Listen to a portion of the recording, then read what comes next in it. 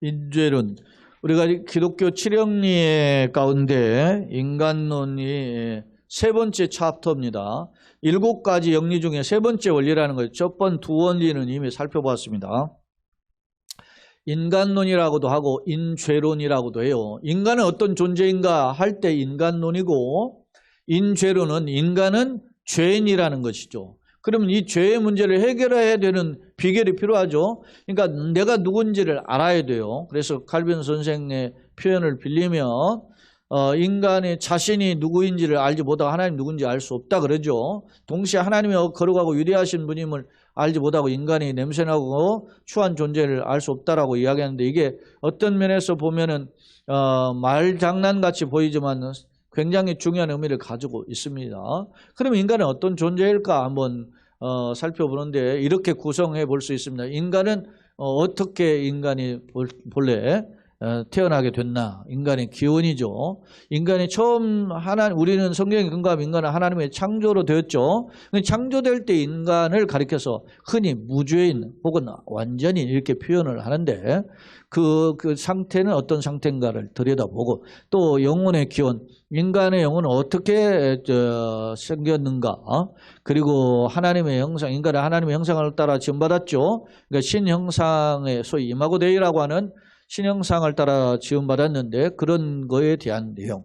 그리고 이제 하나님이 인간과의 계약을 맺었죠. 말씀으로 맺어지는 약속이기 때문에 언약인데, 근데 행동으로 지켜야 되는 약속이죠. 그래야 영원히 죽지 않고 산다라고 하는 약속이죠. 이걸 흔히 행위 언약이라고 하죠. 그 행위 언약은 무엇이고, 또 이 행위 언약을 지키지 못함으로 말미암아 인간이 타락했다는 거죠. 그래서 죄가 들어오고 그 죄에 따른 결과는 무엇이고, 그리고 그런 것에 대한 인간의 삶은 어떻게 되었는가를 보합니다. 그런데 하나님은 이런 인간을 그냥 내버려 두지 아니하시고, 하나님께서 인간을 구원하시는 구원의 계획을 세우신 거죠. 그게 구속의 언약이고, 그 인간에게 구속의 은혜를 베푸시는 약속이 일방적으로 주어지는 약속이다 해서 은혜 언약이다, 이렇게 이야기합니다. 자, 그러면 이제 한 번씩 시간이 되는 대로 살펴보겠습니다. 먼저 처음 창조된 인간의 기원이죠. 인간론이 이렇게 이제 도표와 같이 분류해 볼 수 있다는 거죠. 인간론, 인죄론이라고 했고, 처음 창조된 인간은 아담이었죠. 그 다음에 타락한 인간도 아담이죠. 구속된 인간, 그러면 구원을 어떻게 받는가? 포커스가 제 마지막 단계에 있어요. 자, 구속된 인간은 어떻게 우리가 구원을 받는가? 하나님의 은혜, 언약 안에서 구원을 받는다는 거죠. 그래서 그것을 하나님이 구원을 계획하는 게 구속 언약이고, 그것을 우리에게 일방적으로 주어지는 하나님의 은혜의 약속의 은혜 언약이라는 겁니다. 은혜 언약은 내가 이렇게 구원해달라고 요구해서 되는 게 아니고 하나님이 일방적으로 주시는 약속이에요. 그것을 우리는 한번 살펴보고자 하는 것입니다. 자, 인간의 기원, 처음 창조된 인간은 어떤 존재냐? 인간은 첫째, 무죄인. 성경은 하나님 인간을 창조하셨다고 기록하는데, 그때 인간의 모습의 상태는 뭐냐? 창세기 1장 27절 한번 읽어봅시다. 하나님이 자기 형상 곧 하나님의 형상대로 사람을 창조하시되 남자와 여자를 창조하시고, 또 창세기 2장 7절에 보면 여호와 하나님이 땅의 흙으로 사람을 지으시되 생기를 그 코에 불어넣으시니 사람이 생명이 됐다. 하나님이 창조하셨다. 인간은 어떤 존재다? 하나님이 창조한 피조물이다 라고 하는 것입니다. 그런데 그 창조된 피조물이 어떤 존재다? 죄가 없는 상태, 무죄인이라고도 하고 완전인이라고도 표현을 해요. 그렇게 표현합니다. 그러면 한번 봅시다. 계속 인간 창조가 피조물과 다른 특징은 뭐냐? 자, 하나님께서 인간을 창조하실 때 창세기 1장에 근거하고 보면 6째 날에 창조하셨죠. 그럼 첫 번째 날부터 6째 날 동안에 인간이 창조되기 직전까지 하나님이 또 창조 사역을 하셨는데, 그 창조를 주로 뭘로 하셨어요? 말씀으로. 물론 동물의 경우는 흙으로 빚었다는 표현도 있지만 말씀으로 하셨다는 말입니다. 하나님이 이르시되 빛이 있으라 하심이 그대로 되지요. 자, 첫 번째, 하나님의 거룩한 계획에 의해 인간을 창조하셨는데, 하나님의 삼위 하나님의 계획에 의해서 인간을 창조하셨다. 인간 창조 다른 피조물과의 특징은 뭐냐? 하나님의 특별한 계획, 하나님의 성삼위 하나님의 계획에 의해서 창조하셨다. 자, 창세기 1장 26절 인간을 창조할 때 전에 하시는 27절 창조고 26절이 창조의 전에 계획이에요. 뭐라고 하시는지 한번 봅시다. 하나님이 이르시되 우리의 형상을 따라 우리의 모양대로 우리가 사람을 만들고 그들로 또 모든 것을 다스리게 하자. 이때 우리라고 할 때의 표현을 지난번에 우리가 두 번째 신론을 이야기할 때 우리가 하나님의 삼위일체를 가리키는 복수형이라 그랬죠.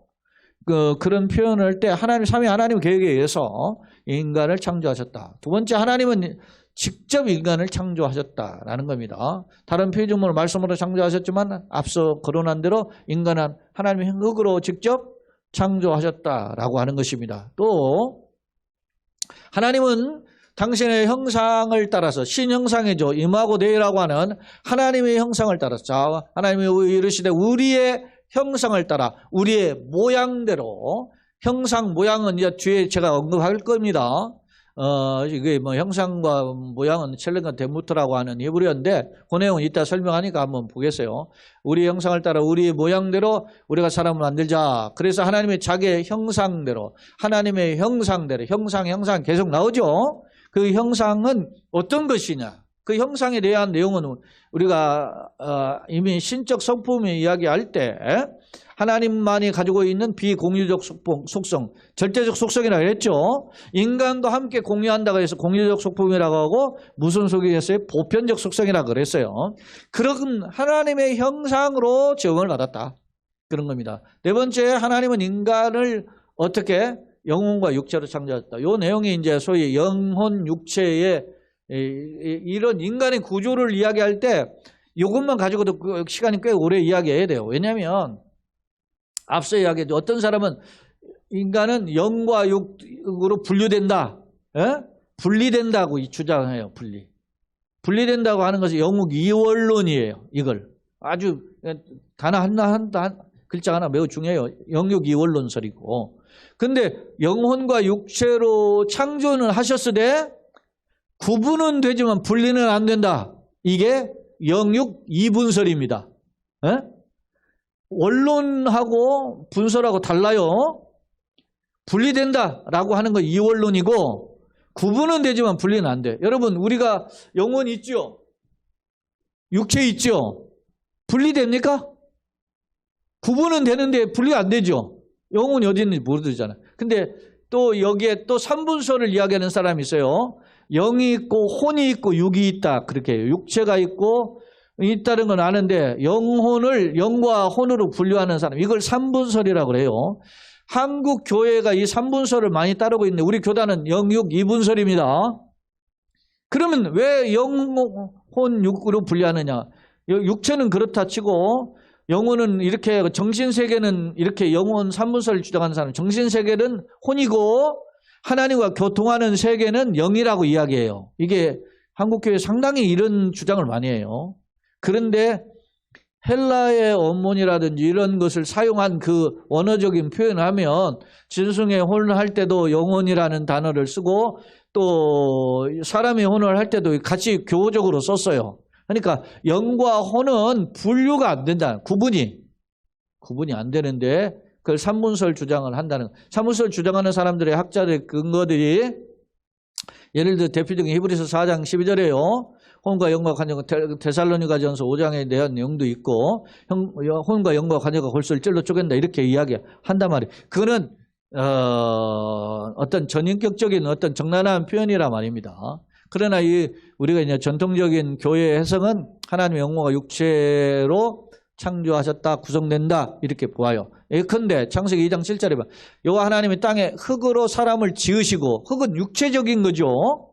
그리고 생기, 영혼이다 말입니다. 생기는 하나님의 성령의 숨결이에요. 오늘 코에 불어넣으시니 사람이 생명이 됐다 이렇게 표현하거든요. 그런데 최근에 안토니 후크마라고 하는 유명한 신학자가 있는데 이 신학자는 영혼과 육체 혹은 영혼 육 뭐 이런 식으로 구분하는 것 자체가 바람직하지 않다. 그냥 전인격으로 보자. 이렇게 주장을 해요. 그래서 제가 그분의 안토니 후쿠마 인간론의 책을 후권 책을 제가 예전에 읽었는데 굉장히 도전을 받았어요. 이 책을 읽으면서. 그러면서 제가 교단의 영혼과 육체 이렇게 구분하지만 이분은 전인격으로 봐요. 그냥 전인격. 왜 이런 표현을 했느냐? 전인격을 그냥 그렇게 적나라하게 표현했을 뿐이라는 거예요. 앞서 혼과 영과 관여가 골수를 찔러 쪼겠네. 그러면 뭐 사분설이냐? 아니라는 거예요. 이게 전인격을 구체화한 표현인데 너무나 그렇게 한다. 그러니까 그분의 설득력이 있어요. 후쿠마의 이 책을 보면. 그래서 최근에는 우리 개혁주의 신학자들 중에서도 이런 영육 이분설을 영혼과 육체 이분설을 취하지 않고 안토니 후쿠마의 주장과 같은 전인격으로 보는 경향이 있습니다. 이거는 이제 나중에 시간이 되면 또 설명할 수가 있을 겁니다. 다음 보겠습니다. 자, 하나님이 아까 흙으로 사람을 지으셨잖아요. 흙이 파르라고 하는 단어인데 티끌 먼지라는 거예요. 정확하게 이야기하면 흙이 아니고 뭐라고? 티끌이에요. 티끌 먼지. 인간은 재료가 뭡니까? 먼지로 된 거죠. 여러분 손에 한 주걱 흙이 뭐 얼마나 많은 티끌로 있어요. 수많은. 그러니까 인간은 그렇게 별 볼 일 없는 거죠. 근데 거기에다가 뭘 불어넣어요? 생계를 불어넣어서 생명. 생계가 리사마시라고 하는 이 히브리어인데 이게 이런 뜻이 있어요. 히브리어의 또 다른 의미 그 단어의 표현이 루하흐 영이라는데 이게 어떤 뜻이냐면 헬라어로 푸뉴마예요. 헬라어로 이게 이제 푸뉴마가 성령 그런 뜻이잖아요. 그런 의미라는 거예요. 그러니까 하나님의 생기를 불어넣었다, 영을 불어넣었다는 거죠. 영. 그 영이 뭐냐? 성령의 생기를 불어넣었다. 그렇게 해요. 그래서 하나님의 영을 받고 생명, 소위 레페시 하야라고 하는 히브리어인데 이게 살아있는 영이 되었다. 그거 영어 성경에 보면은 그렇게 표현하고 있어요. 리빙 소울로 그렇게 번역을 하는 것이 살아있는 영이 되었다. 그런 겁니다. 그러니까 우리 안에 하나님의 생기가 들어가야 돼요. 마치 에스겔 38장에 보면은 마른 뼈와 가득한 드라이한 거죠. 그 뼈라는 건 이미 뼈에 있는 육신이 다 썩어지고 없어졌다는 거예요.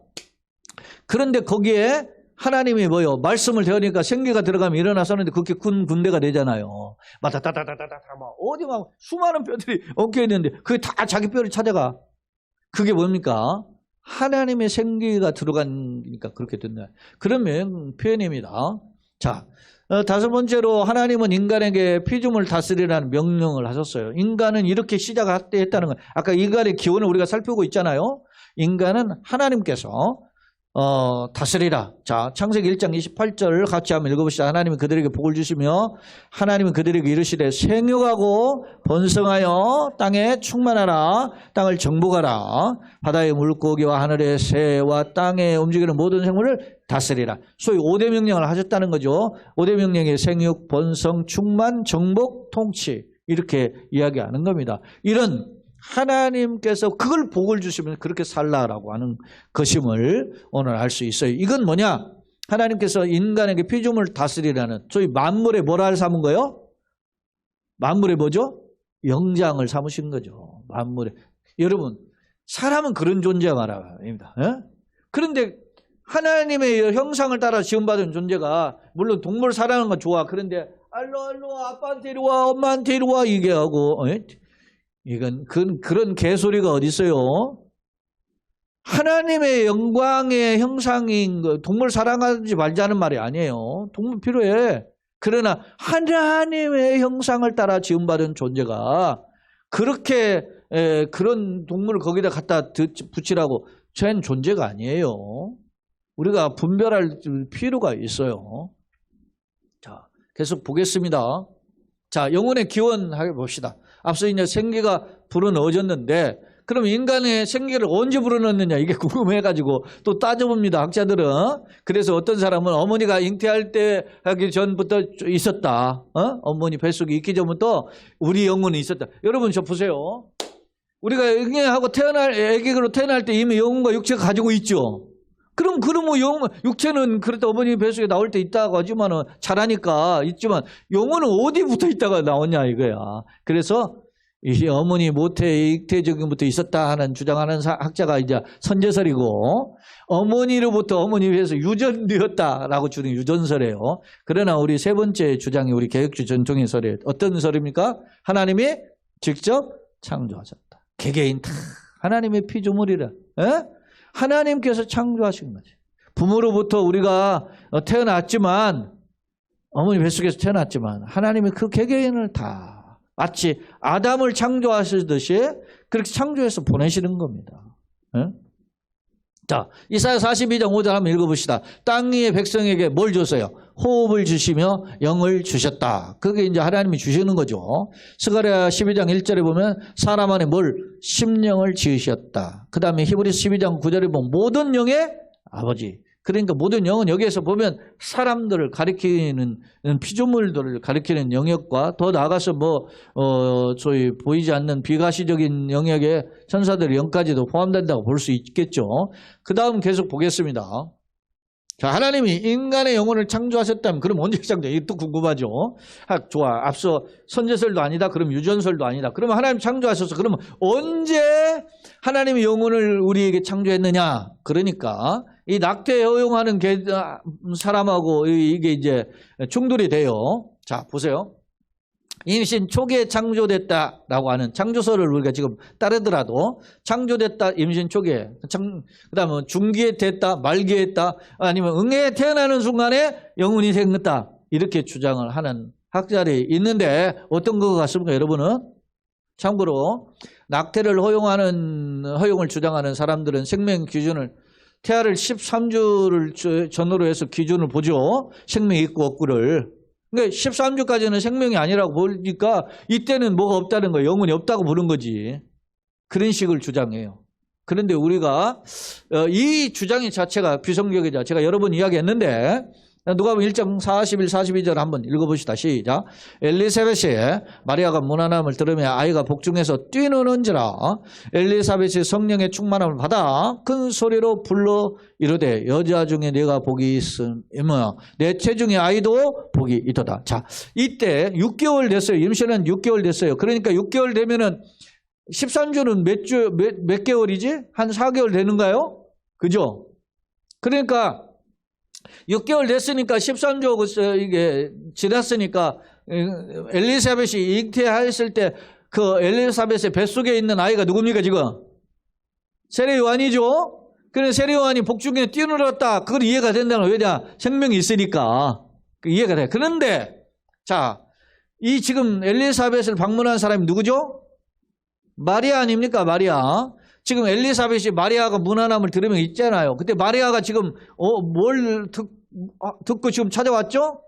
천사가 가브리엘이 찾아와가지고 아이를 낳으려니 예수라 하라 구원자라 그렇게 이야기하죠. 내가 사내를 알지 못하니 어째 이런 일이 있을 수 있습니까? 이렇게 이야기하니까 지극히 높으신 하나님의 능력이 너를 덮으리니 그러면 나실 자는 구원자이심을 알게 될 거다. 그러니까 내가 믿습니다 이렇게 하죠. 영접하니까 이제 천사가 떠나갔어요.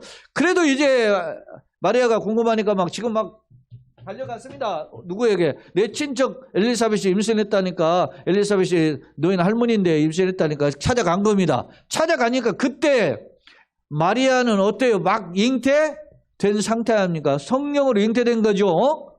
잉태된 상태인데 그 잉태된 상태면 어디에 임신 어디에 해당해? 초기, 중기, 말기 어디에 해당해요? 초기잖아요. 그런데 그때 그를 가리키는 표현입니다. 뭐라고 지금 엘리사벳이 하는 거 보세요. 여자 중에 여자는 지금 여자들 모든 여자들 중에 마리아가 네가 복이 있으며 너의 마리아의 태중에 아이도 복이 있다 그러잖아요. 생명으로 이야기하는 거죠. 너의 복중에 있을 나중에 있을 생명도 그런 게 아니잖아요. 그러니까 우리는 임신 초기에 이미 하나님, 그러니까 여러 설을 하고 이 교재도 정확히 알 수 없다고 요 따구로 써놨는데 이 서건태 목사는 그렇게 써놨는데 정확히 알 수 없기는 우리는 잉태하는 이렇게 딱 순간 그게 생명을 주셨다고 부른 겁니다. 거기서부터 우리는 생명의 시작이라고 해야 돼요. 그런 주장이 더 성경적이다. 제가 보기에는 그렇게 이야기합니다. 계속 보겠습니다. 자, 하나님의 영상 임하고 되어 있는데 자, 인간은 하나님의 형상을 따라서, 우리가 우리의 모양을 따라서 사람 만들자 그랬죠? 이때 하나님의 형상이라고 하는 것을 따라서 창조됐는데, 한번 계속 중요한 표현이니까 한번 더 읽어봅시다. 하나님이 이르시되 우리의 형상을 따라, 우리의 모양대로 우리가 사람을 만들고 그들로 바다의 물고기와 하늘의 새와 가축과 온 땅과 땅에 기는 모든 것을 다스리게 하자 하시고, 하나님이 자기 형상 곧 하나님의 형상대로 사람을 창조하시되 남자와 여자를 창조하시고, 계속 나옵니다. 무슨 단어가 나오죠? 형상, 모양, 형상 나오죠? 자, 형상이라는 단어가 히브리어로 첼렘이에요. 그리고 모양이라는 단어가 데모토예요. 근데 요게 그 옆에 동의어라고 써놨죠. 동의어, 같은 뜻이에요. 근데 이 소위 LXX를 써놓은 게 저게 뭐냐면 70인경이에요. 70인경 셉투아진트라고 하는, 이 셉투아진트는 구약 성경인데 헬라어로 된 책이에요. 이건 번역본이에요. 근데 이게 워낙 오래됐어요.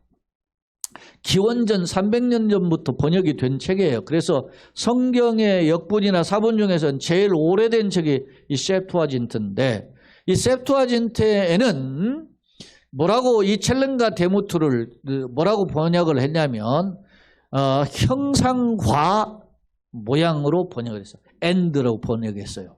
과라고. 그래서 제가 조금 고딕으로 그 가운데 과를 넣어놨잖아요. 근데 이게 이 70인경을 번역한 영어 성경에 보면 그 엔드로 번역을 했어요. 그러니까 형상과 모양이라고 한다고 할 때는 마치 형상은 따로 있고 모양도 따로 있는 것으로 이해가 되잖아요.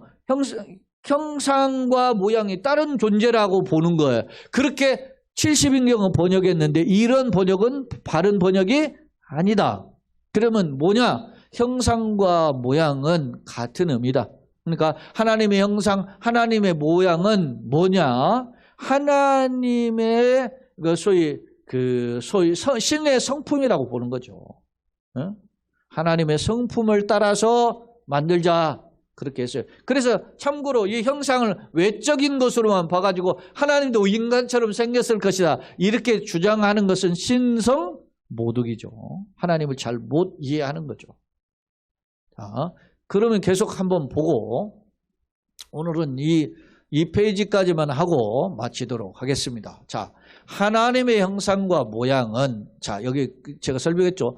외형적 모습이 아닌 내면적 성품, 속성이라는 거. 앞서 이야기했죠. 하나님만 가지고 있는 속품이 비공유적 속성, 절대적 속성이라고 했고, 인간도 함께 가지고 있는 속성, 지식이라든지 사랑이라든지 이런 건 인간도 가지고 있죠. 그러나 인간이 가지고 있는 속성이 같이 공유했다고 해서 보편적 속성, 공유적 속성이라고 하지만, 그러나 그것도 차원이 레벨이 달라요. 예를 들면 하나님의 지식의 하나님이라고 할 때 우리는 지식에는 수준이 일천하잖아요.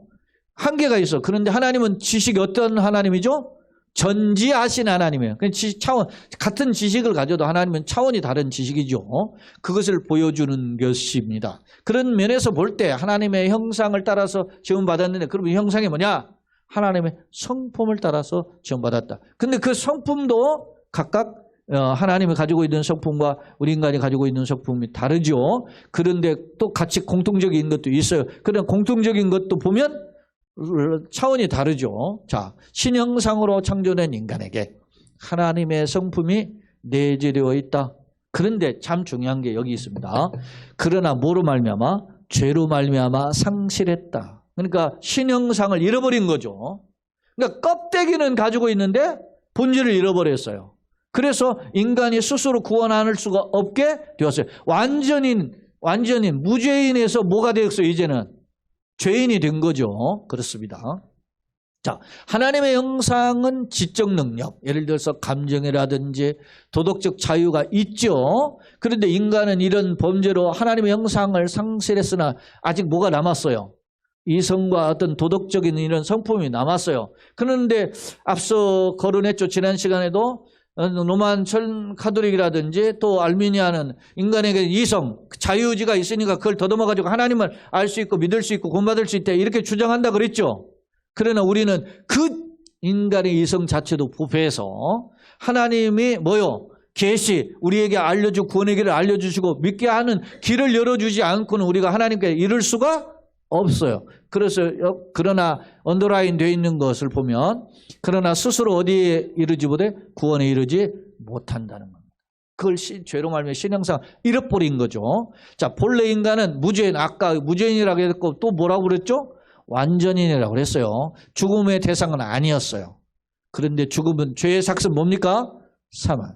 죄의 죽음은 결국은 죄의 삭은 사망이기 때문에 그 죄로 인해서 죽음에 이르게 되었죠. 근데 그 죽음에 이르는 자들을 하나님이 살리시기 위해서 그들에게 무엇을 이제 은혜의 언약을, 구원의 언약을, 구속에 관련된, 구원에 관련된 약속이라 해서 구속 언약이고 그 구속을 하나님께서 일방적으로 우리에게 주시는 선물이라고 해서 은혜 언약이라고 한다는 겁니다.